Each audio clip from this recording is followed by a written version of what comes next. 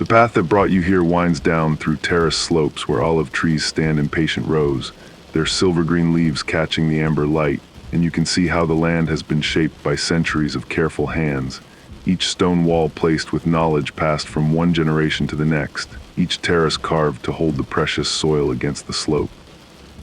The river before you is wide and slow, its surface reflecting the deepening gold of the sky, and you can hear the gentle whisper of water moving over smooth stones worn round by countless seasons of flowing, the sound constant and soothing, like a breath that never quite ends but only continues, soft and steady, into the growing dusk. There is a small wooden dock extending into the water, its planks weathered to pale gray by sun and rain, and tied to it is a long, narrow boat with a gently curved prow, the kind of vessel that has carried travelers along this river for hundreds of years, built in the old way with overlapping planks and wooden pegs, its interior lined with cushions covered in faded indigo fabric that bears the geometric patterns traditional to this region. You step carefully onto the dock, feeling the wood solid beneath your feet despite its age, and as you approach the boat you notice the details that speak of its purpose and its care.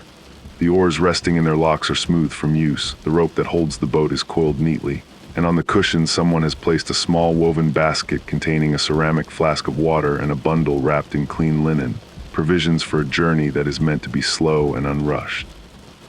As you settle yourself among the cushions, arranging them so that you can recline comfortably with your back supported and your body at ease, you become aware of how the boat rocks ever so gently with the river's movement, a rhythm so subtle it feels almost like breathing, and you understand that this journey will require nothing of you except your presence, your willingness to be carried, to allow the river to determine the pace and the direction while you simply rest and observe. The person who will guide the boat steps aboard with practiced ease, an elderly figure,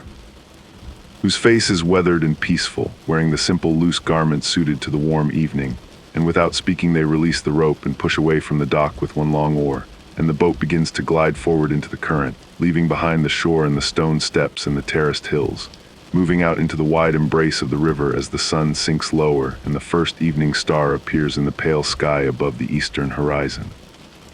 The water around you is the color of honey and copper, reflecting the sunset clouds that drift lazily overhead, and you can see how the river's surface changes constantly with small ripples and gentle swirls, where the current encounters submerged rocks or where different streams of flow meet and blend together, creating patterns that are never the same twice but always beautiful in their randomness and grace. Along the banks, the landscape unfolds in layers of green and gold, fields of wheat that have been harvested, the stubble golden in the slanting light, and beyond them groves of fig trees with their broad leaves and gnarled trunks, and further still the darker green of cypress trees standing like sentinels against the sky, their narrow forms perfectly still in the calm evening air. The sound of the water is all around you now, not just the river's flow, but also the gentle drip of water from the oar each time it rises and dips, and the soft lap of small waves against the boat's wooden hull, sounds that blend together into a kind of music without melody, a rhythm that seems to slow your breathing and ease the tension from your shoulders and your neck. As the boat moves steadily downstream, carried more by the current than by any effort of rowing, you notice how the air itself has changed, growing cooler as the sun descends but still holding the warmth of the day, and carrying with it the sense of the landscape through which you pass. The dry sweetness of harvested grain, the green freshness of riverside grasses, the faint perfume of wild herbs growing on the banks, rosemary and thyme and oregano, their oils released by the day's heat and now mingling with the clean smell of the river itself, that particular scent of water and stone and ancient silt. Birds are returning to their roosts in the trees along the shore, swallows and sparrows whose evening songs create a gentle chorus that rises and falls, and you can see them darting across the golden water, their shadows flickering on the surface, and somewhere in the distance you hear the call of a dove, that soft morning sound that seems to embody the peaceful melancholy of evening, the day's gentle surrender to approaching night.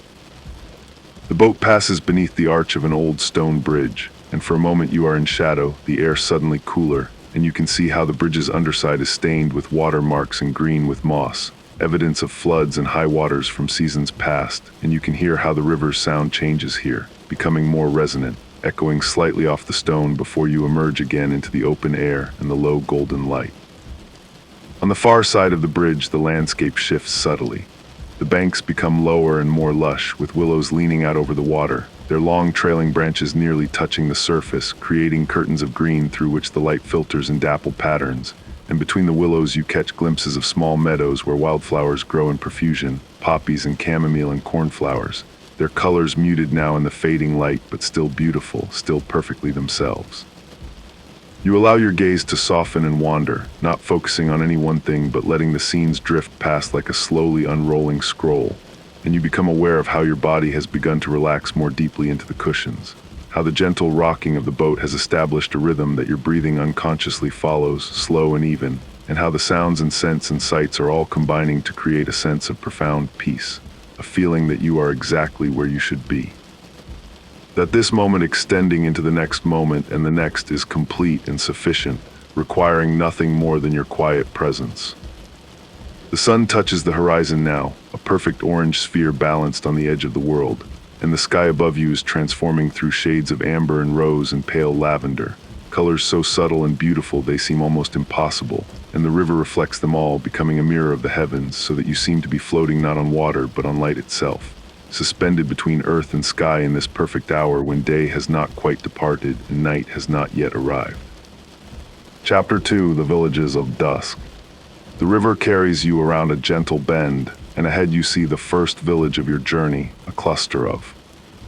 stone houses built on a low hill that rises from the river's edge, their walls the color of honey and cream, their roofs of curved terracotta tiles that glow warmly in the last light of the sun. Small boats are tied at wooden docks much like the one from which you departed, fishing vessels with nets draped over their sides to dry, and a few flat-bottomed barges that are used for carrying goods up and down the river, all of them rocking gently in their moorings, unattended now as the day's work comes to its close. You can see figures moving through the village's narrow streets, unhurried and purposeful, women in long skirts carrying water jugs balanced on their heads, children driving a small herd of goats toward their nighttime pen, an old man sitting on a bench outside his door, smoking a pipe and watching the river, and as your boat glides past he raises one hand in a slow gesture of greeting, acknowledging your passage without any need for words. The village has stood here for centuries, built and rebuilt on the same site, each generation adding to the work of those who came before, and you can see evidence of this in the varying ages of the stone, some walls ancient and weathered nearly smooth, others more recent but built in the same style, maintaining the continuity of tradition. Behind the houses, terraced gardens climb the hillside, planted with vegetables and herbs and grapevines that are trained along wooden trellises, and you can see the careful irrigation channels that bring water from a spring higher up the slope, channels lined with stone and kept scrupulously clean, for water is precious here despite the river's presence, and its management is both an art and a sacred responsibility. The church bell begins to ring, calling the evening prayers, its sound clear and resonant across the water, and you watch as more figures emerge from houses and workshops, moving toward the small stone church with its squared tower and simple cross, and you can hear, faint but distinct, the sound of voices beginning to sing, a hymn in the old mode, its melody rising and falling in patterns that feel ancient and eternal. Your boat continues past the village, leaving behind the sounds of bells and voices, and the river widens slightly, its current slowing as the channel deepens, and now the banks on either side are lined with reeds and tall grasses that rustle softly in the evening breeze that has begun to move. Upstream, carrying the cooler air of approaching night, the sun has set now, though its light still fills the western sky with bands of orange and pink and gold that fade upward into the deepening blue, and the first stars are appearing overhead, faint at first but growing steadily brighter as the darkness gathers. The water's surface is darker now, reflecting less of the sky and more of the shadowed banks, and you can see how the current creates slow spiral patterns, eddies and whirlpools so gentle they barely disturb the surface, and watching them you feel your thoughts beginning to slow and soften, becoming less distinct, less urgent, dissolving into the general peace of the evening. Ahead another village appears, this one larger, with two small harbors and a line of warehouses built right at the water's edge, their lower levels open to allow cargo to be loaded and unloaded directly from boats, and even now in the evening you can see a few workers securing goods for the night, rolling barrels into storage, stacking crates, spreading canvas covers over goods that must be kept dry. This village is more prosperous, you can see, with larger houses and more elaborate decoration, doorways framed in carved stone, windows with wooden shutters painted in shades of blue and green. And in the central square visible from the river, there is a fountain, water cascading from a stone spout into a basin where women are filling their evening water jugs, talking quietly among themselves, their conversation a pleasant murmur that carries across the water. The scent of cooking fires drifts toward you, wood smoke and the savory smell of food being prepared for the evening meal, onions and garlic and olive oil, bread baking in outdoor ovens, meat being grilled over coals, and these scents mingle with the river smells and the flower scents from gardens, creating an olfactory tapestry that speaks of home and sustenance and the simple satisfactions of daily life. Beyond this second village, the character of the landscape begins to change, the cultivated fields giving way to more natural terrain, wilder but not untamed, for even here the land bears the marks of human presence stretching back through millennia, ancient stone walls marking long-abandoned field boundaries, the remains of old watchtowers on prominent hills, olive trees grown huge and hollow with age but still producing fruit, still tended by someone who knows and values them. The river enters a stretch where limestone cliffs rise on one side, their faces pale and luminous in the gathering dusk, carved by wind and water into fantastic shapes, and in places you can see the dark mouths of caves, some natural and some enlarged by human hands in ages past, used as shelter, as storage, as sacred spaces for rituals whose meaning has been forgotten but whose power still seems to linger in the air. Your guide steers the boat closer to this cliffy shore, and you pass so near the rock face that you can reach out and touch it if you wish, feeling the stone rough and warm beneath your fingers, still holding the heat of the day, and you can see how the limestone is pitted and porous, how small plants have found purchase in cracks and crevices, ferns and mosses and tiny flowers whose names you do not know, and how water seeps from the rock in places, trickling down in dark streaks that nourish these determined plants. The sound of the water changes here, the river running slightly faster as the channel narrows between the cliffs and the opposite shore, and there is a sense of being held, embraced by the landscape, protected and guided on your journey downstream into the deepening night. As you emerge from this narrow passage, the river widens again dramatically, spreading out into what is almost a lake, a broad expanse of dark water that reflects the stars beginning to populate the sky in greater numbers. And on the far shore you can see lights appearing, lanterns being lit in houses and along pathways, small points of warm yellow light that twinkle and seem to float in the darkness, and you realize you are approaching a town of some significance, larger than the villages you have passed. And you can hear, very faint across the water, the sound of music, stringed instruments being played in some gathering place, the notes rising and falling in a melody that speaks of this region and its traditions. And though you cannot make out the individual notes, the overall impression is one of joy tempered with the melancholy that seems inherent in all traditional music, that acknowledgement of time's passage and the impermanence of all things beautiful. The boat enters the outskirts of this town, passing between stone quays where larger vessels are moored, trading ships that ply the river carrying goods from the coast to the interior and back again, and you can see warehouses with their doors now closed and locked, and taverns with their doors open, light spilling out onto the cobblestone streets, and the sound of voices raised in conversation and laughter, and the clatter of plates and cups, all the sounds of human community at its evening leisure.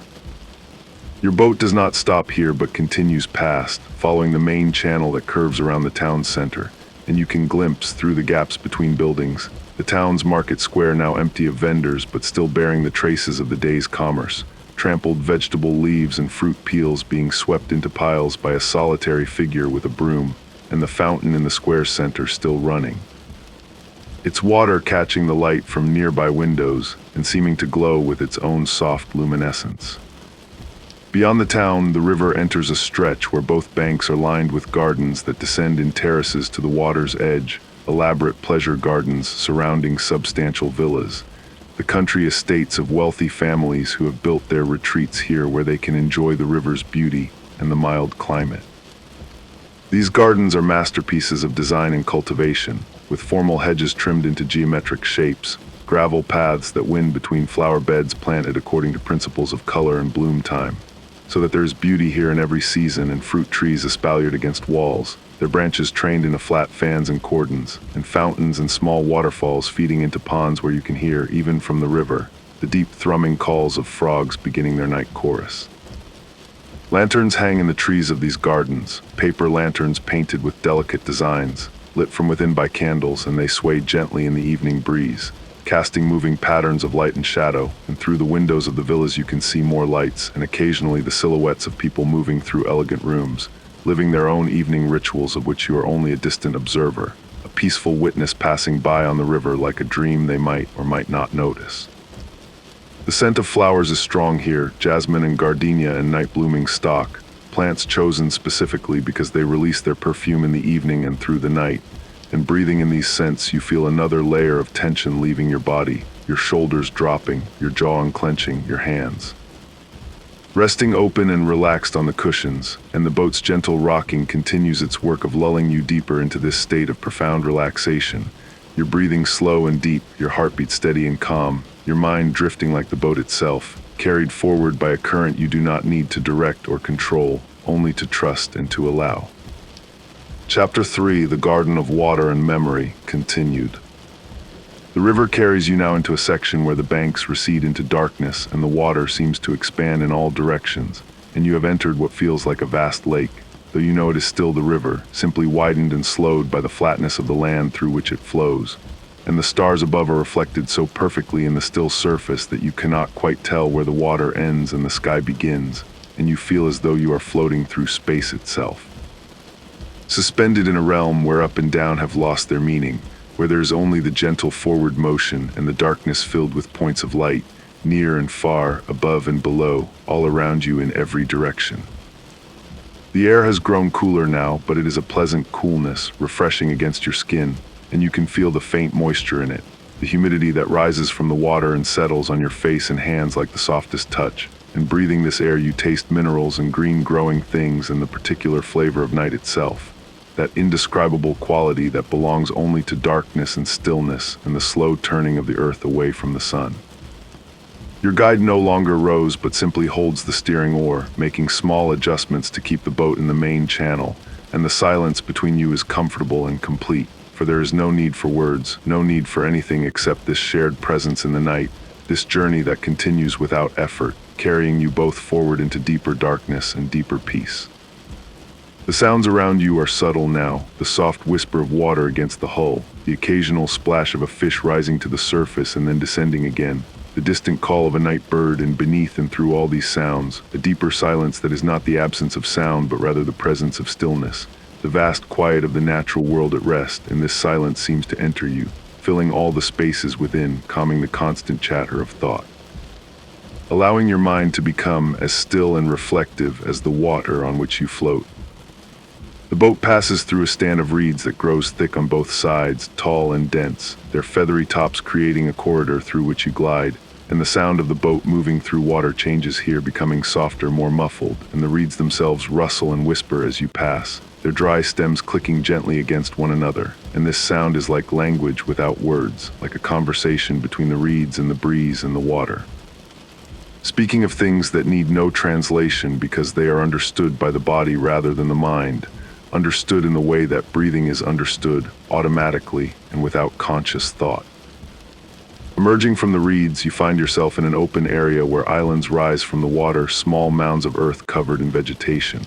and your guide steers the boat between these islands, following a path that seems random but which you sense is actually quite deliberate, a route that has been used for generations, passed down through knowledge and practice. And as you move through this maze of islands and channels, you feel time itself beginning to dissolve, the present moment expanding to contain all moments. Past and future collapsing into this single experience of floating through darkness under stars that have looked down on this river for thousands upon thousands of years. On one of the islands, larger than the others, you can see the ruins of an ancient temple, its columns still standing but its roof long since fallen. And in the starlight these columns glow with a pale luminescence, and you wonder what god or goddess was worshipped here, what prayers were offered, what ceremonies performed, and you feel the presence of all those who came to this place in ages past, their devotion and hope and fear and gratitude. All of it absorbed into the stones and released now as a kind of blessing on any who pass by with reverence and respect. The boat draws closer to this island, close enough that you can see how the temple's steps descend into the water, how small plants grow between the paving stones, how time has gently but inexorably reclaimed this human construction, integrating it back into the natural world, and there is something deeply comforting in this, in the knowledge that all things built must eventually return to the earth, that nothing is permanent except change itself, and that this impermanence is not sad but rather beautiful, part of the great cycle of transformation that encompasses everything that exists. The water here is very deep and very clear, and looking down you can see how the starlight penetrates into the depths, illuminating particles suspended in the water, tiny fragments of organic matter that drift and swirl in the subtle currents. And watching these particles you feel as though you are observing the universe itself. These small pieces of matter moving through liquid space according to laws of physics and chance, forming temporary patterns that dissolve and reform, never the same twice. Endlessly creative, and you understand in a way that bypasses logic that you yourself are like these particles, a temporary configuration of matter and energy, conscious for a brief moment in the vastness of time, moving through existence according to laws you do not fully understand but which you can trust to carry you, just as the river carries your boat, towards some destination that you do not need to name or know, only to accept and allow. Your guide steers the boat toward the far shore of this wide section of river, and gradually the banks become visible again, low and marshy, thick with reeds and cattails and sedges, and you can hear the night sounds of the marsh, frogs calling an enormous chorus, their voices rising and falling in waves of sound, and insects adding their higher-pitched songs, and the splash and rustle of creatures moving through the shallow water and dense vegetation. All the hidden life that emerges after dark to feed and hunt and mate and sing, all participating in the great symphony of existence, each playing its part without self-consciousness or doubt, simply being what it is, fulfilling its nature, and you feel a kinship with these unseen creatures. A recognition that you too are part of this same tapestry of life, no more and no less important than the smallest insect or the largest tree, all connected. All flowing from the same source and returning to it in the endless cycle of birth and death and rebirth. The boat enters a channel that runs between high banks lined with willow trees whose branches hang down like curtains, trailing in the water, and passing through these living curtains you feel you are entering an even more private space, a hidden realm within the journey, and the air here is thick with the scent of willow bark and fresh water and mud rich with decomposing plant matter, that smell of fertility and growth and decay all mixed together, the smell of life itself in all its messy, beautiful complexity. The channel narrows further and the boat moves more slowly, barely faster than the current itself, and your guide must push away the willow branches with the oar gently, carefully, and the branches spring back behind the boat, closing the way so that you are always in a small pool of open space that moves with you, surrounded on all sides by green and by darkness, and the sound of water is everywhere, not just the river but also the drip of moisture from the willow leaves. The trickle of small streams entering the channel from the banks, the seep and gurgle of water moving through mud and roots, all of it creating a liquid soundscape that seems to wash through your ears and into your mind, dissolving the last remnants of structured thought, leaving only sensation and presence and a deepening peace that feels bottomless, inexhaustible.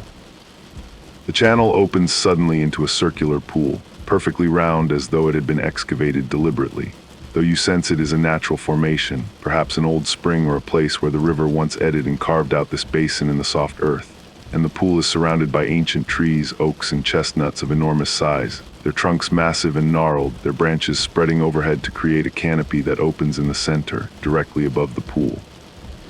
So that looking up you can see a circle of stars framed by the dark silhouettes of leaves, and the reflection of these stars in the still water of the pool creates a doubling, and above and below that mirror each other perfectly, and you are at the center of this, floating at the point where sky and water meet, held in balance, suspended in a moment that feels eternal. Your guide brings the boat to rest in the center of the pool, shipping the oars and allowing the boat to simply float, turning slowly in an imperceptible current, and the silence here is absolute, so complete that you can hear your own heartbeat steady and slow and your breathing deep and even, and these sounds of your own body become part of the larger silence, not breaking it but joining it, adding to it, and you close your eyes for a moment and feel yourself dissolving into this experience. Your sense of being a separate self, beginning to soften and blur, and you are not afraid of this dissolution but rather welcome it, understanding that this is what you have been seeking, this release from the burden of selfhood, this merging with something larger and more fundamental than your individual consciousness. When you open your eyes again, the stars seem brighter, closer, more present, and you notice details you had not seen before, how they differ in color, some white and some faintly blue and some with a warmer amber tone, and how they pulse slightly, their light not constant but varying in a rhythm so slow it is almost imperceptible. And you realize you are seeing them as they truly are, as burning spheres of unimaginable distance and power, and yet their light reaches you here. Crosses the vast emptiness of space to touch your eyes, to enter your body as warmth and illumination, and this seems like a miracle, this connection across such distances, this communion between your small temporary form and those ancient eternal lights. The boat begins to move again, so gently you barely notice at first, turning and gliding toward an outlet at the far side of the pool. And as you pass beneath the overhanging branches of the great trees, you reach up and touch the leaves, feeling their texture smooth and dry on top and slightly fuzzy underneath. And you pluck one leaf and hold it in your hands, tracing its veins with your fingertips, and this simple action, this focused attention on one small piece of the natural world, brings you fully into the present moment, fully into your body, and you feel a rush of gratitude for this experience, for this journey, for the river and the boat and the silent guide and the stars and the trees and everything that has brought you to this point, this perfect moment of being alive and aware and at peace. The boat re-enters the main channel of the river, which has narrowed again, flowing between banks covered in dense forest, and the trees here are different from those you passed earlier. These are conifers, pines and firs and cedars, and their scent is strong and resinous, clean and sharp, cutting through the heavier, humid smells of the river. And breathing this scent, you feel your airways opening, your lungs expanding more fully, and the oxygen flowing into your blood carries with it this essence of the forest. And you feel energized and relaxed simultaneously, a paradox that makes perfect sense in this liminal space between waking and sleeping, between journey and arrival, between one state of being and another. Chapter 4, The Slowing. The river flows on and you flow with it, and the night deepens around you, the darkness becoming thicker, more textured, and the stars overhead are so numerous now that they seem less like individual points of light and more like a luminous mist, a glowing veil stretched across the heavens. And you remember that this is how your ancestors saw the sky before the invention of artificial light, this overwhelming abundance of stars. This sense of being embedded in a universe vast beyond comprehension, and yet intimate, personal, a universe that includes you, that is aware of you in some fundamental way that needs no consciousness or intention, aware of you simply because you exist, because you are made of the same matter and energy as the stars themselves, configured temporarily into this particular form that perceives and feels and knows itself to be alive.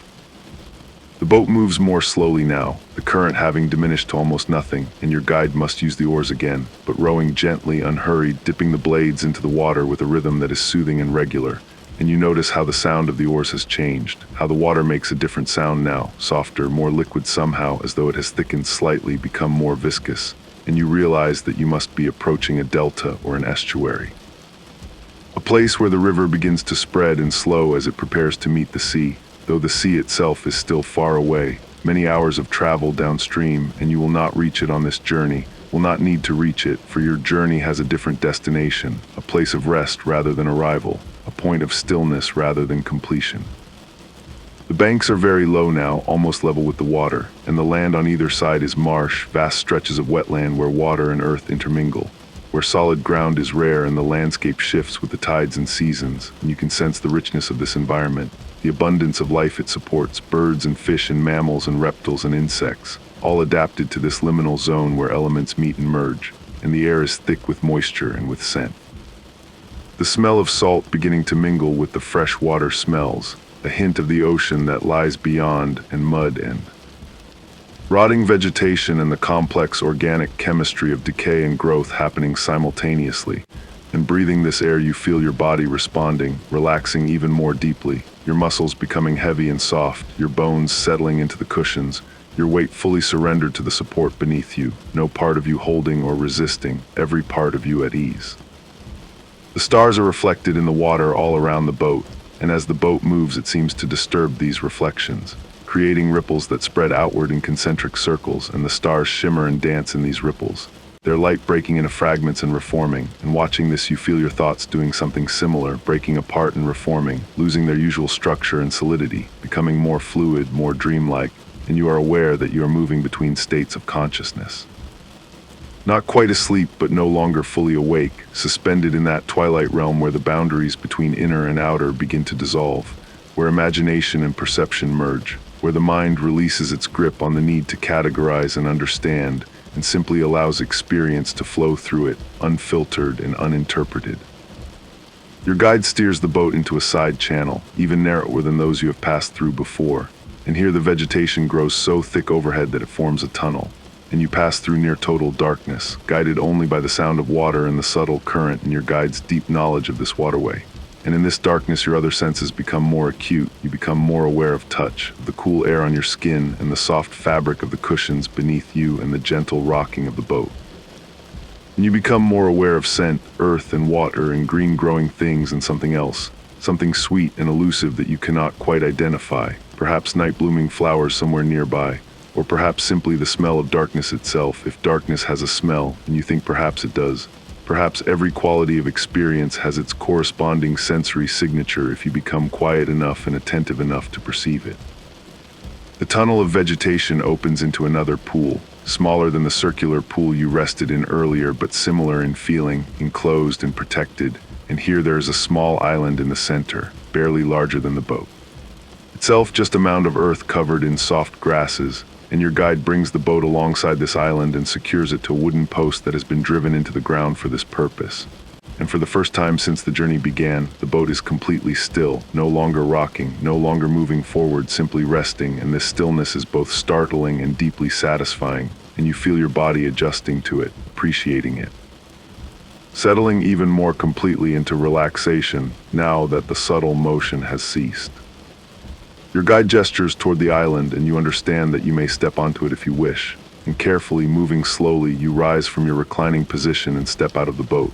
your feet touching the soft grass of the island, and you stand for a moment, feeling the earth solid beneath you after the hours of floating, and the sensation is strange and wonderful, grounding and centering, and you walk a few steps across the small island, feeling how the ground gives slightly under your weight, spongy with moisture.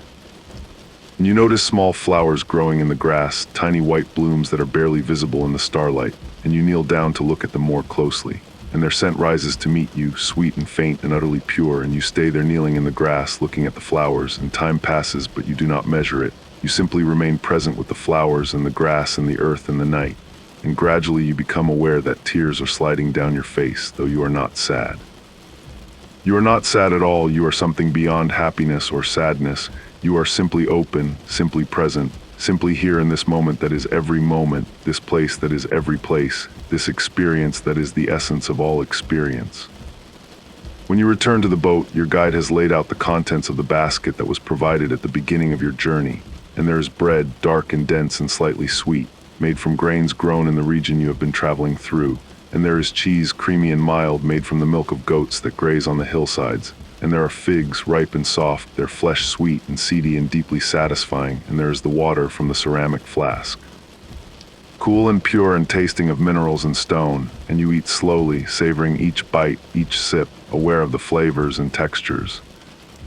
Aware of the nourishment entering your body, aware of the simple goodness of food and water, gifts from the earth, transformed by human skill and care into sustenance and pleasure. And eating this meal in silence in the middle of the night on this small island in the middle of the river, you feel connected to every meal that has ever been eaten, every moment of nourishment and satisfaction. Reaching back through time to the first humans who gathered and hunted and learned to transform the raw materials of nature into food, and forward through time to all the meals yet to be eaten by people not yet born, and you are part of this great chain of sustenance and survival and simple animal contentment. After the meal, you lie back on the cushions again, and your guide releases the boat from its mooring and allows it to drift out of the pool and back into the side channel, and the vegetation closes overhead again and you move through darkness. And this darkness is no longer strange or unsettling, but rather comforting, maternal, embracing, and you feel yourself being carried not just by the boat and the water, but by something larger, by the night itself, by the earth turning on its axis, by the great cycles of nature and time, and you surrender completely to this carrying, releasing any last vestige of control or worry or planning, trusting utterly in the river's knowledge of where it is going, trusting in your guide's skill and experience, trusting in your own body's wisdom about what it needs, trusting in the fundamental benevolence of existence, the way everything that arises also passes away, the way everything that is born must eventually die, and how this is not tragic but simply true. Simply the nature of things, and how within this truth there is a strange and unexpected peace. The side channel rejoins the main river, and you are in open water again, wider and slower than ever, barely moving now, and the horizon ahead is beginning to show the first faint suggestion of light, not sunrise yet, still hours before sunrise, but the deep black of the night sky beginning to shade into the darkest blue, and you know that your journey is approaching its end, approaching the place of rest that has been your destination all along, though you did not know it when you began. Did not know what you were traveling toward, only that you needed to travel, needed to move through this landscape, and this night needed to allow the river to carry you and transform you and prepare you for whatever comes next. Chapter 5, The Dissolving. The river brings you now to a place where the water spreads into a vast shallow expanse, hardly deeper than your hand, extending in all directions as far as you can see in the starlight, a mirror world where sky and water are indistinguishable, and the boat's hull scrapes gently against the sandy bottom, and your guide must use the oar to push against the sand, propelling the boat forward in small glides, and the sound this makes is soft and rhythmic, a whisper and a scrape, whisper and scrape. And this sound becomes the only sound in the world, and your breathing matches it, slow and even, and your heartbeat matches it, steady and calm, and everything is reduced to this simple rhythm, this gentle forward motion through the shallowest water, through the place where water and earth embrace so closely they almost become one substance. The stars above and the stars below surround you, and you are floating through a universe of light, and your sense of your own body becomes less distinct, less definite, your boundaries softening, and you are not sure where you end and the world begins, not sure where the cushions end and your body begins, not sure where your breath ends and the air begins, everything flowing together, everything part of one continuous field of being, and this is not frightening, but rather profoundly peaceful. This dissolution of the separate self into the larger whole, this release from the prison of individual identity into the freedom of simple existence. Your guide no longer pushes the boat forward but allows it to come to rest, settling into the sand, held gently but firmly in place. And the journey is over, the movement has stopped, and you have arrived at the destination, which is not a place but a state. Not a location, but a quality of being, and this quality is rest, is peace, is the deep stillness that underlies all motion, the silence that underlies all sound, the darkness that underlies all light. The source from which everything emerges and to which everything returns again and again in the great breathing rhythm of existence, and you are part of this rhythm, inseparable from it, and knowing this, truly knowing it in your body, in your bones, in your blood, you feel something release inside you, some deep holding that has been there so long you forgot it was there, and with this release comes a wave of tiredness, not the tired of exhaustion, but the tired of completion, the tired that says the work is done, the journey is finished, it is time now to rest, truly rest, to let go completely and allow sleep to come. The stars pulse slowly overhead, breathing their ancient light across the vast distances of space, and your own breathing has become so slow and so deep that each breath seems to take forever, an endless inhale that fills you with cool night air, an endless exhale that releases everything you no longer need, all tension, all worry, all sense of separation, everything flowing out with your breath and dissolving into the night. And the stars pulse and your breath flows and the boat rocks ever so gently in the shallow water, and these rhythms interweave and support you, holding you suspended between waking and sleeping, between awareness and unconsciousness, and you are perfectly balanced here, perfectly safe, perfectly at rest. Your guide sits motionless at the other end of the boat, a dark form against the stars, silent and patient, and you understand that they will remain here, keeping watch through the night, that you are protected and safe and free to let go completely, free to sink into the deepest sleep, the sleep that refreshes and restores, the sleep that heals and renews, and knowing this you feel your eyes growing heavier, harder to keep open, and you stop trying to keep them open, you allow them to close. And the darkness behind your eyelids is soft and warm and welcoming, and you sink into this darkness through layers and layers of consciousness, through the bright busy surface layers and down into the deeper quieter layers and down further still into the silent depths where there are no thoughts, no images, no sense of self, only a vast peaceful presence that needs nothing, wants nothing, simply is. The water makes soft sounds around the boat, small lapping sounds, whispers of movement, and these sounds are like a lullaby, ancient and wordless. And you listen to them without listening, aware of them without paying attention, and they carry you deeper into rest, deeper into peace. And your body on the cushions is so heavy now, so completely relaxed that you cannot imagine ever moving again, cannot imagine ever needing to move, for everything necessary is here, everything required is present. And there is nothing to do, nothing to achieve, nothing to become. Only to be, to rest, to allow, to dissolve. The stars are fading now as the sky very slowly brightens toward dawn, though dawn is still far off, still hours away, and this gradual brightening is so slow as to be almost imperceptible. A lightning so gentle it might be imagined, and you watch it with your inner eye, even though your outer eyes are closed. Watch the darkness becoming less absolute. Watch the stars withdrawing their light not because they have gone out, but because the greater light of day is beginning its long, slow approach. And you feel yourself withdrawing in the same way, not disappearing but simply receding, moving deeper into the interior space where sleep dwells, where dreams may come or may not come, where consciousness takes its rest and the body does its mysterious work of healing and restoration. The river is completely still now, not flowing, not moving. The tide has turned and the water is balanced between coming and going, between sea and source, between two directions, balanced and motionless, and you are balanced too, between sleeping and waking, between being and not being, and this balance is perfect. This stillness is complete, and you rest in it, you rest in it, you rest in it, and the boat rests on the sand, and the stars rest in their turning courses, and the earth rests in its ancient rhythms. And everything is exactly as it should be, exactly as it has always been, exactly as it will always be. And you are part of this, inseparable from this, one with this. And in knowing this, you know everything you need to know, and in resting here you find everything you have been seeking, and the seeking can cease, and the striving can cease, and the thinking can cease, and there is only this, only this, only this gentle, endless rest, this soft dissolving into peace, this quiet letting go into sleep, into sleep. Into sleep, into the deep and dreamless sleep that holds you like the river holds the boat, like the night holds the stars, like the earth holds everything that lives and breathes and rests upon its surface, safe and held in home, safe and held in home, safe and held in home. And the river is quiet, and the boat is still, and the stars shine on, and you rest, and you sleep, and all is well. The journey is complete. May you rest deeply and wakeful.